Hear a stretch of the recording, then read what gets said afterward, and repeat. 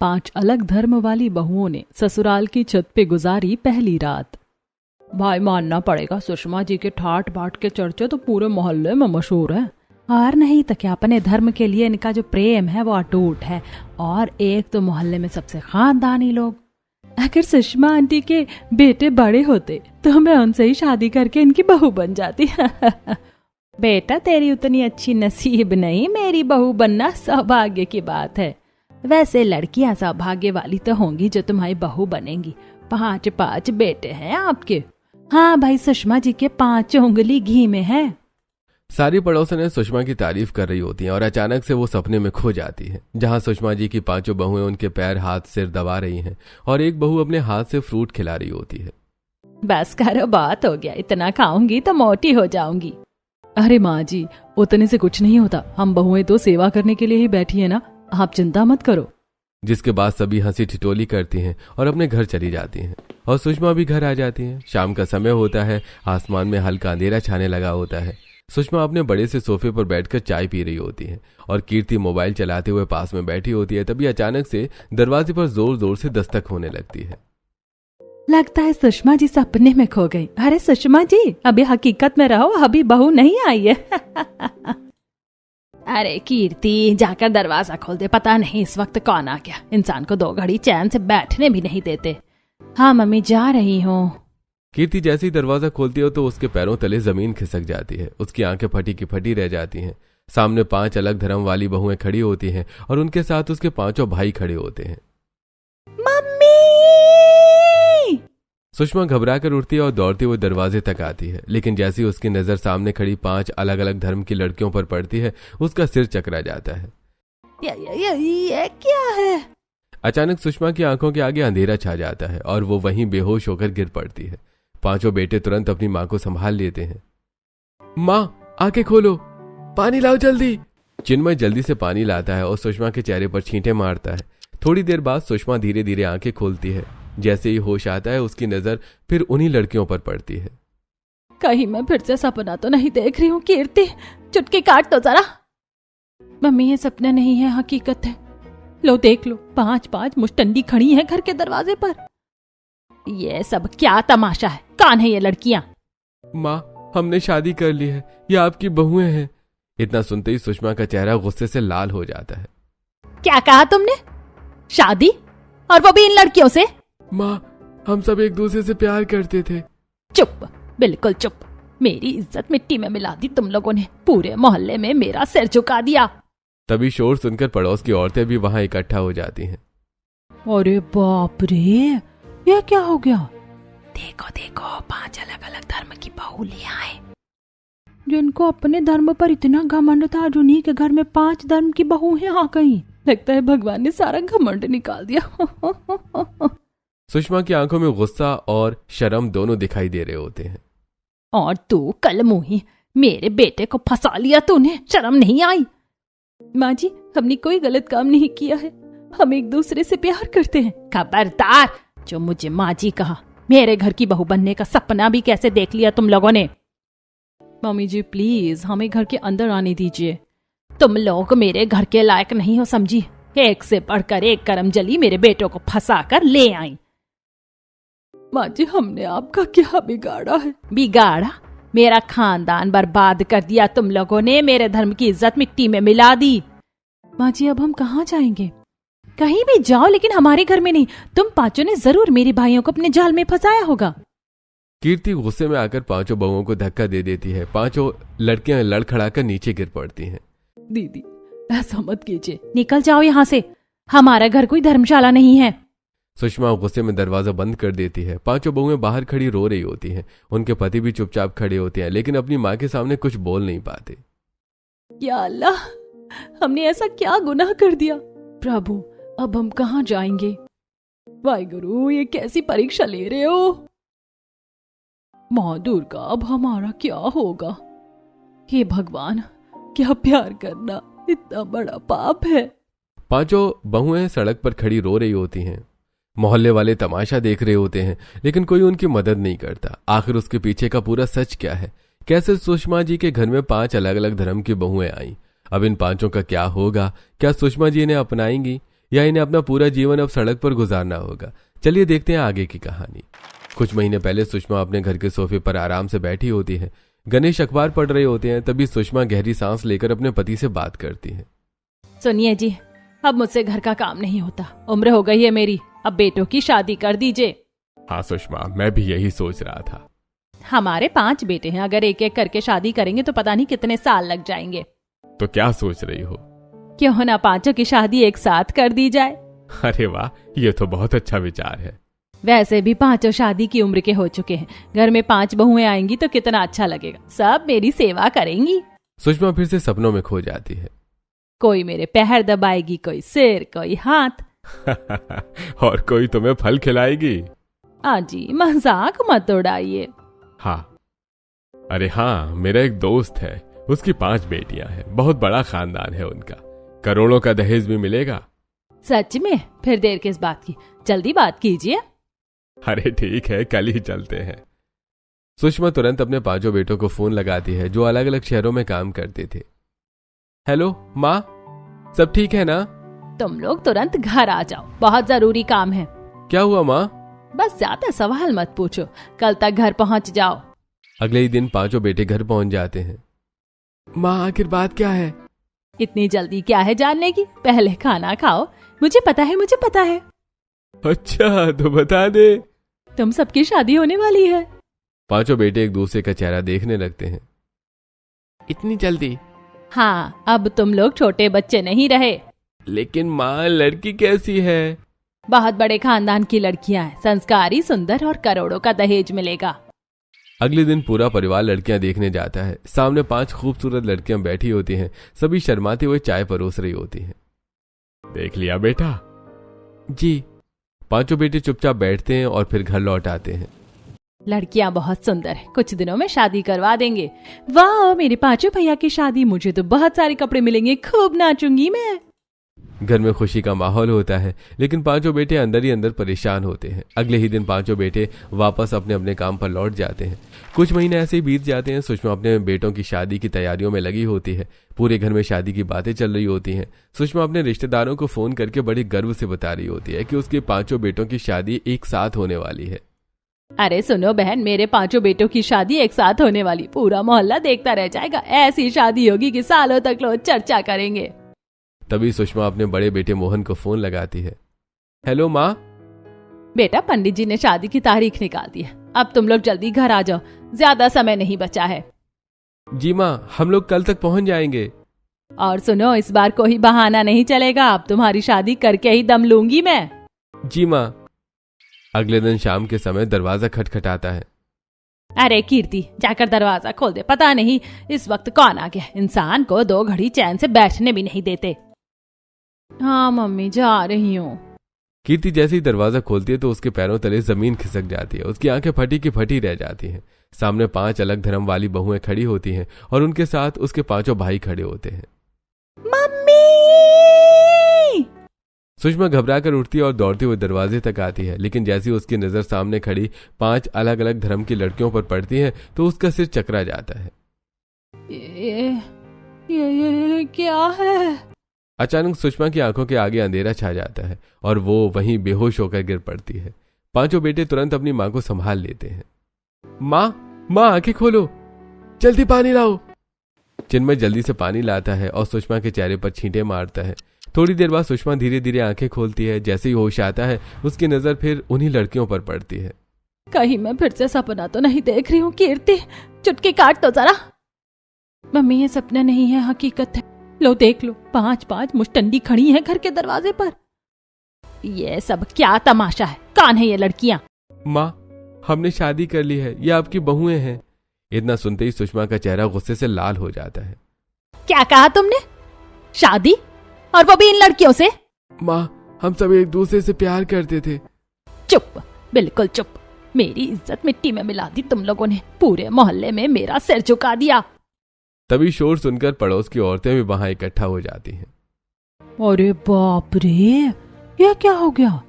देखो देखो, 5 अलग अलग धर्म की बहुलियां हैं। जिनको अपने धर्म पर इतना घमंड था, उन्हीं के घर में 5 धर्म की बहुएं आ गईं। लगता है भगवान ने सारा घमंड निकाल दिया। सुषमा की आंखों में गुस्सा और शर्म दोनों दिखाई दे रहे होते हैं। और तू कलमुही, मेरे बेटे को फंसा लिया तूने, शर्म नहीं आई?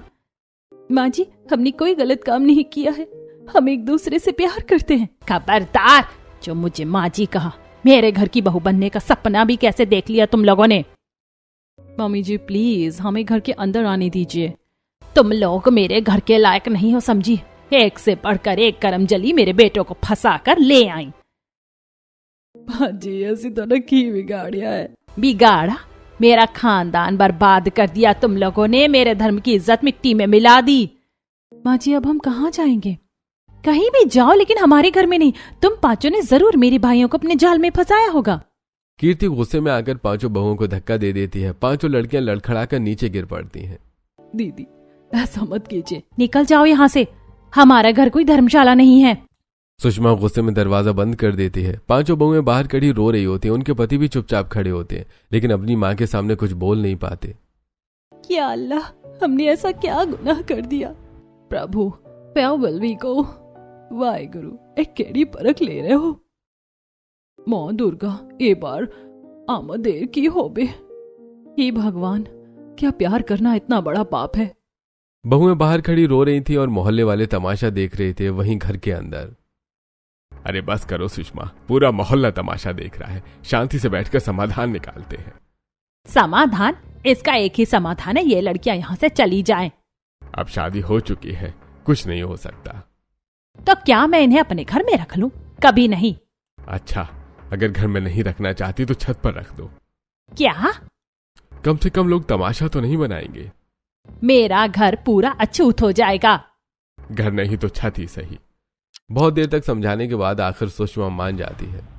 ठीक है, लेकिन याद रखना ये लोग घर के अंदर से नहीं आएंगे, बाहर से ही छत पर जाएंगे। अगर अंदर आए तो मुझे पूरा घर पवित्र करवाना पड़ेगा। ठीक है माँ।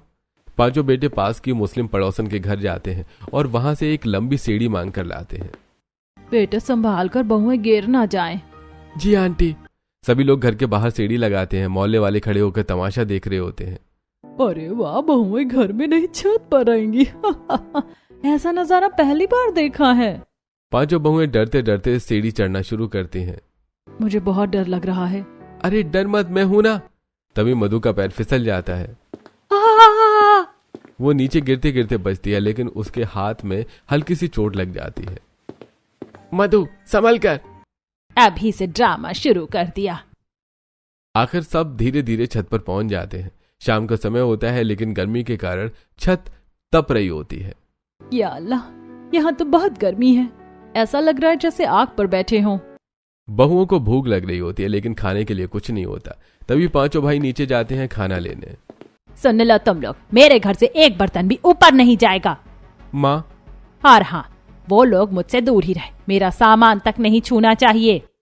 पांचों भाई बाहर होटल से खाना लेकर आते हैं। सभी लोग छत पर बैठकर खाना खाते हैं, लेकिन पानी खत्म हो जाता है। तभी पड़ोस की रजिया आंटी ठंडे पानी की बाल्टी को लेकर आती हैं। बेटियों पानी पी लो, इतनी गर्मी में कैसे रहोगी? शुक्रिया आंटी। रात होने लगती है, लेकिन छत पर सोने की बहुत परेशानी होती है।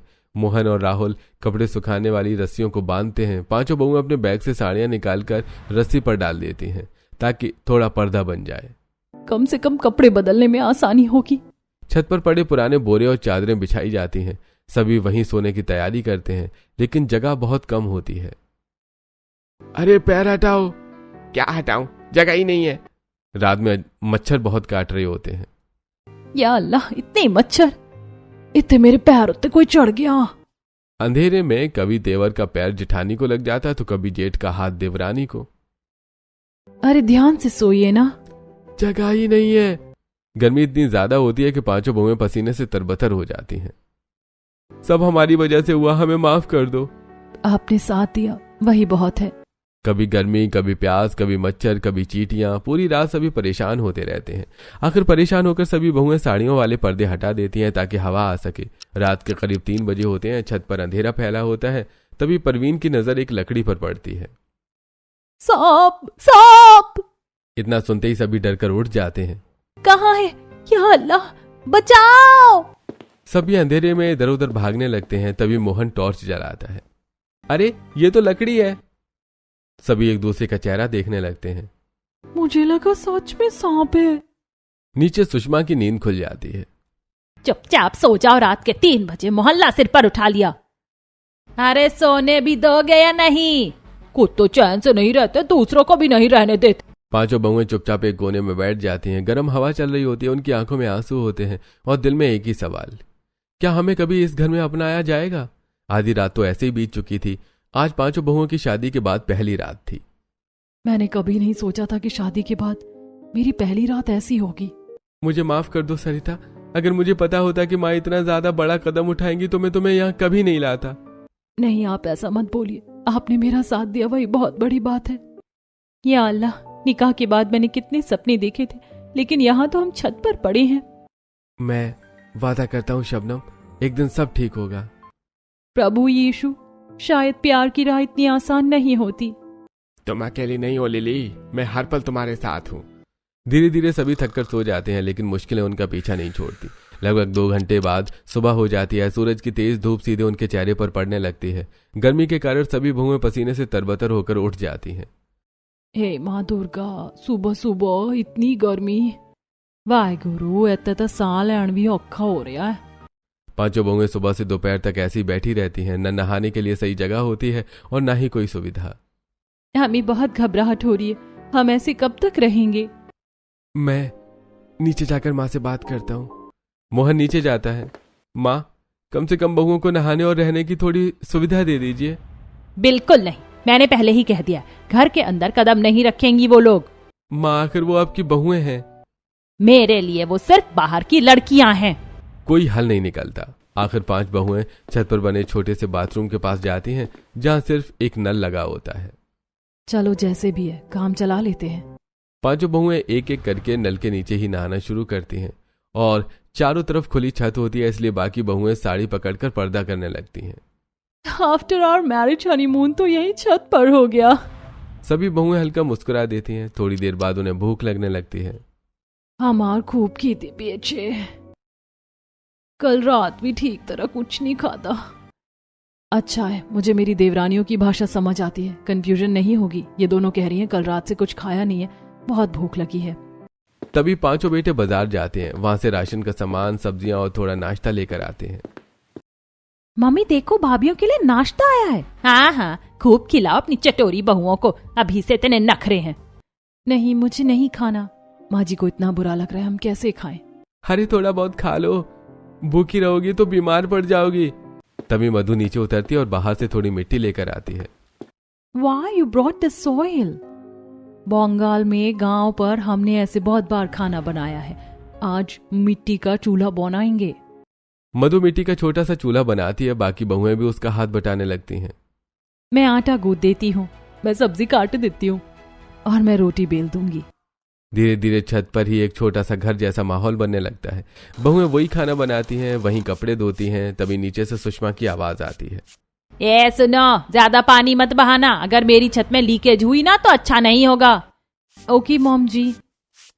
और ये धुआं पूरी छत काली मत कर देना। चूल्हे का धुआं आसपास फैलने लगता है। पड़ोसी भी शिकायत करने लगते हैं। अरे कितना धुआं कर रखा, सांस लेना मुश्किल हो गया है। लगता है छत पर पूरा गांव बसा लिया। बहुएं चुपचाप सब सुनती रहती हैं। शाम होते होते सभी बहुत थक जाती हैं, लेकिन रात आते ही फिर वही परेशानी शुरू हो जाती है। गर्मी, मच्छर, प्यास, तंग जगह। वाह भाभियों वाह, मैंने तो सोचा था भैया की शादी में खूब नाचूंगी, नए कपड़े पहनूंगी, लेकिन यहाँ तो तुम लोगों ने सबका नाच नचा दिया। गरीब घर की बहुएं आ गई है ना हमारे घर में, वरना मम्मी ने कितने बड़े सपने देखे थे। दीदी, हम गरीब नहीं हैं। अरे रहने दो, अगर इतनी अच्छी होती तो अपनी जात धर्म में शादी करती। कीर्ति रोज किसी न किसी बात पर अपनी भाभियों को ताना देती रहती है। रात में पांचों बहुएं एक कोने में बैठी रो रही होती हैं। न जाने माँ जी हमें कब अपनाएंगी, कब हम भी इस घर का हिस्सा बनेंगे।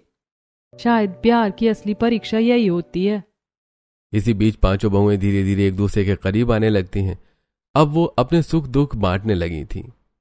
एक बात बताओ, हम पांचों एक ही दिन यहाँ कैसे पहुंच गए? आखिर तुम लोगों की लव स्टोरी क्या है? सभी बहुएं हल्का मुस्कुरा देती हैं। अच्छा चलो, आज सब अपनी अपनी कहानी बताएंगे।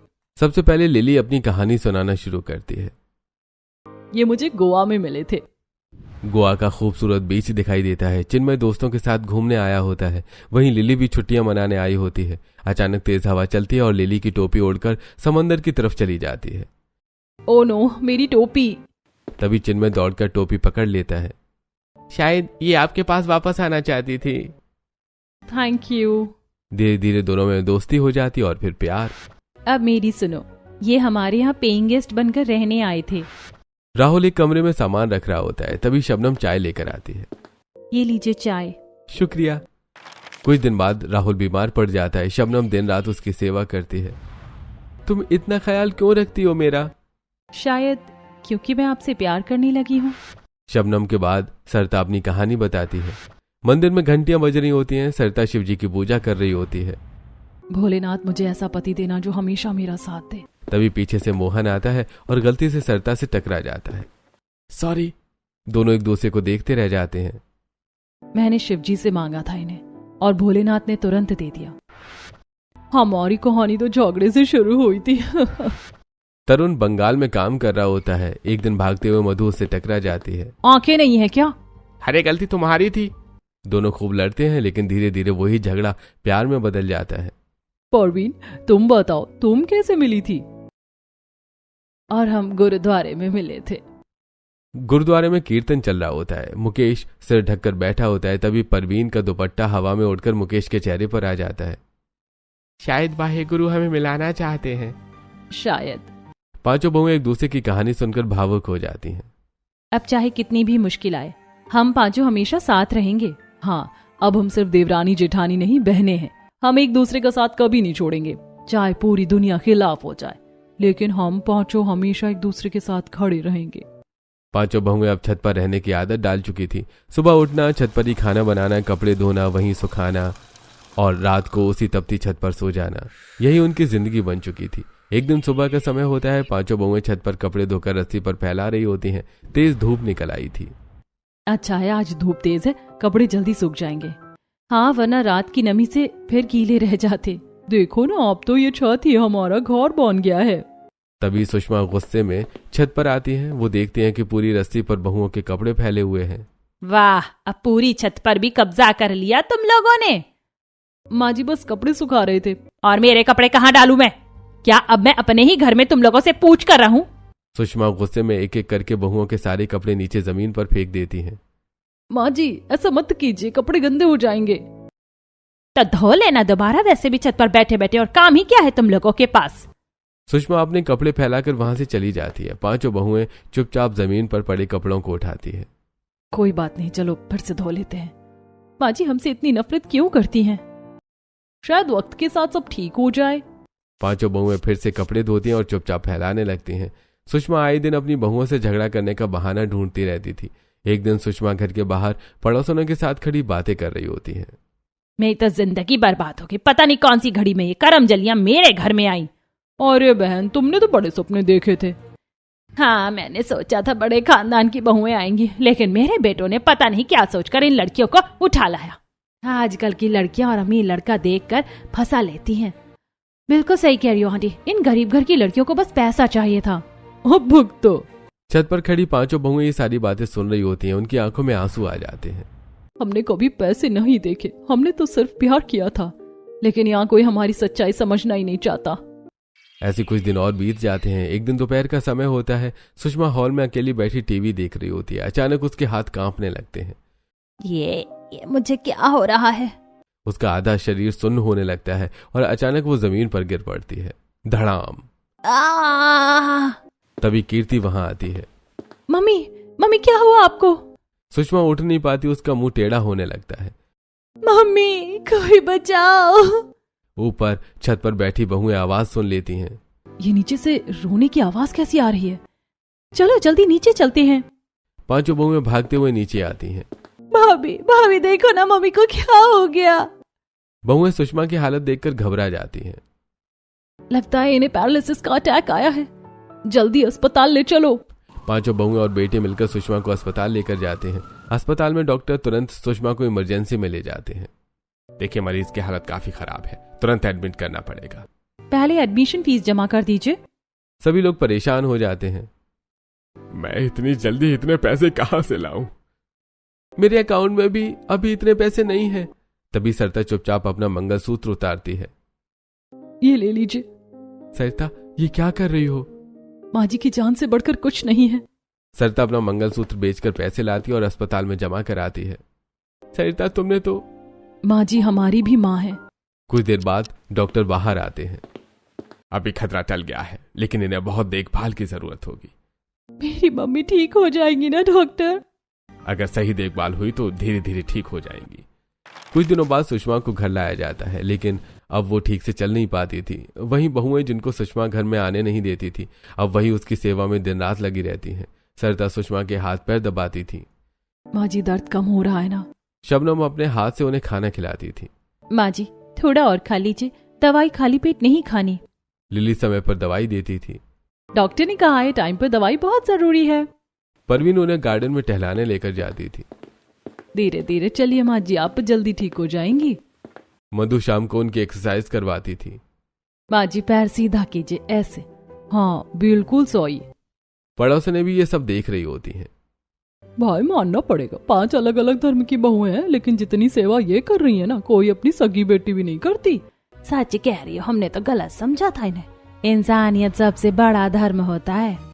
बहू की मेहनत से अब सुषमा धीरे धीरे पूरी तरह से ठीक हो जाती है। वहीं पड़ोसन की बातें सुनकर अब उसके दिल में पछतावा होने लगा था। एक रात सुषमा अकेले बैठी बैठी रो रही होती है। मैंने इन बच्चियों के साथ कितना गलत किया, इन्हें छत पर रखा, कितना अपमान किया, लेकिन फिर भी इन्होंने मेरी सेवा में कमी नहीं छोड़ी। तभी 5 बहुएं वहां आती हैं। माँ जी क्या हुआ, आप रो क्यों रही हैं? सुषमा अचानक उठकर 5 बहुओं को गले लगा लेती हैं। मुझे माफ कर दो बेटियों, मैंने तुम सबके साथ बहुत गलत किया। माँ जी ऐसा मत कहिए, जब मैं बीमार पड़ी तब कोई धर्म मेरे काम नहीं आया, काम आई तो सिर्फ इंसानियत, और वो तुम 5 में थी। माँ जी तुम सब मेरी बहुएं नहीं, मेरी बेटियां हो। तभी कीर्ति भी वहां आ जाती है। भाभियों मुझे भी माफ कर दीजिए, मैंने आप लोगों को बहुत ताने दिए। अरे पगली, बहनें माफी नहीं मांगती हैं। कीर्ति अपनी 5 भाभियों के गले लग जाती है।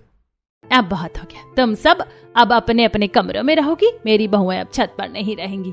सच माँ जी? हाँ बेटा, ये घर जितना मेरा है उतना ही तुम सबका भी है। आखिर मेरी सुषमा को समझ आ ही गया। धन्यवाद माँ। नहीं बेटा, धन्यवाद मुझे तुम सबसे कहना चाहिए। इसके बाद पूरा परिवार हंसी खुशी साथ रहने लगता है। 5 बहुएं अब घर के अंदर अपने अपने कमरों में रहती थीं। आखिरकार सुषमा को समझ आ गया था, धर्म अलग हो सकते हैं, लेकिन इंसानियत सबसे बड़ा धर्म होता है। वहीं अगले दिन सुबह। अरे सरिता बेटा, तू सुबह से काम करिए, जा थोड़ा आराम कर ले, मैं सब्जी काट देती हूँ। अरे माँ जी आप क्यों काम करेंगी? क्योंकि अब तुम लोग सिर्फ बहुएं नहीं, मेरी बेटियां हो। माँ जी आज आपकी पसंद का हलवा बनाया है। सच? मेरी शबनम को तो अब मेरी हर पसंद याद रहने लगी है। Mom here you go your hot T. वाह मेरी बच्चियों, पहले ये घर कितना सूना था और अब कितना खुशहाल लगने लगा है। मम्मी अब तो आप अपनी बहू के बिना 1 मिनट भी नहीं रह पाती। बिल्कुल नहीं, अब ये 5 मेरी जान है। जिसके बाद पूरा परिवार साथ बैठकर हंसते मुस्कुराते हुए खाना खाने लगता है।